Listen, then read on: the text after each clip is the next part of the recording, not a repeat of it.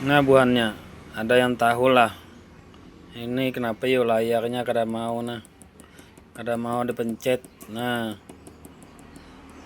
mesinnya Singer M200, dipencet layar itu kada mau. Nah, sudah juga dimatiin. Nah, lu matilah, belum hidupi lagi.